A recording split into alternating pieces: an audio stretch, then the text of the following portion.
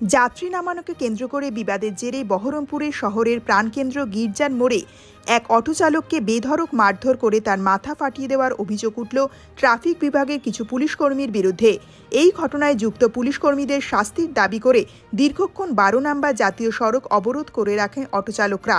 দোষী পুলিশকর্মীর বিরুদ্ধে শাস্তিমূলক ব্যবস্থা না নেওয়া হলে অটো চালাবেন না বলে জানিয়েছেন চালকেরা।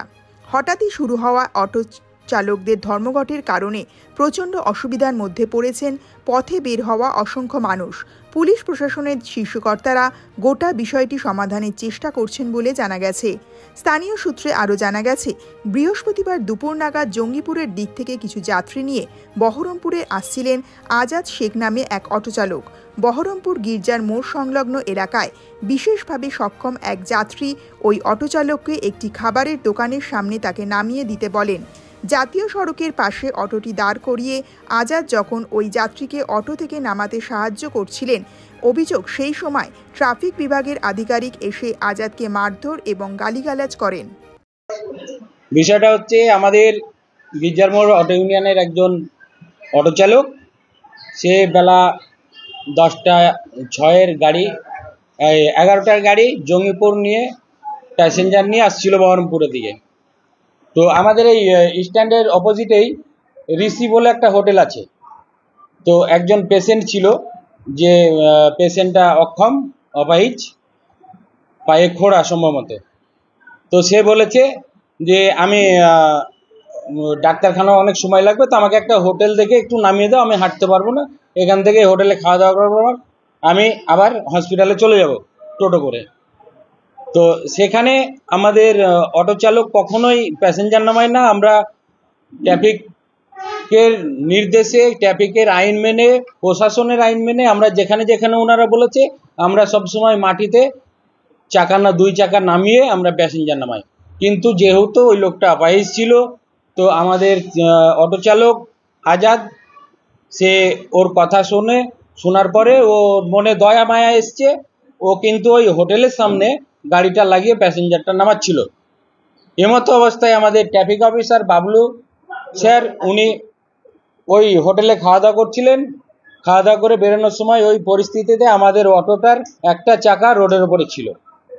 তো বাবলু স্যার আমাদের ওই অটো চালককে মাবন তুলে গালাগালি করে। এমতো অবস্থায় মাবন ভটাভট ফাইট মেরেছে। মারার পরে আমাদের যে আজাদ ছেলেটা অটো চালক, এখন রোজা চলছে, সবাই রোজা আছি, ও রোজা আছে, যাই হোক ওর রাগ হয়েছে, ও হয়তো টানা হেঁচড়া স্যারের সঙ্গে হয়ে গেছে। ইতিমধ্যে তুই আমাদের সঙ্গে টানা হেঁচড়া করছিস হ্যান ত্যান বলে আরও 2-1 অফিসার এসে ওকে টেনে নিয়ে গিয়ে একদম বেধড়ক মার মেরেছে। এমন মার মেরেছে, মাথা ফাটিয়ে দিয়েছে। হসপিটালে সে এখন খুব সিরিয়াস কন্ডিশনে আছে।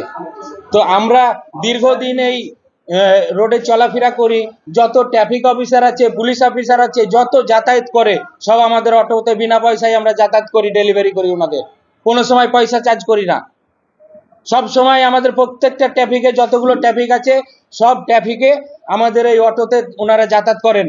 কারো কাছে চারানা দাবি করি না, আমরা নিজেরা দাঁড়িয়ে ওনাদেরকে তুলে নিয়ে যাই, দাঁড়িয়ে নামিয়ে দিয়ে যাই। হ্যাঁ, তো আমরা এই কারণে অবরোধ করছি যে আমরা এর শাস্তি চাই। আমাদের একটা নিরপরাধ ছেলেকে এইভাবে বেআইনিভাবে মারা, নিজের আওতায় নিয়ে গিয়ে, রোজাদার ছেলে, রোজা আছে, সেই ছেলেটাকে বেধড়ক মারছে। এর জন্য আমরা বাবলু স্যারের শাস্তি চাই, যার জন্য আমরা অবরোধ করছি বা করেছিলাম।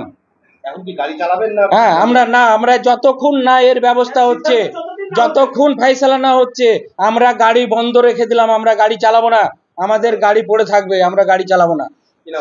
আমার নাম লালটু শেখ, গির্জার মোড় অটো ইউনিয়ন সেক্রেটারি।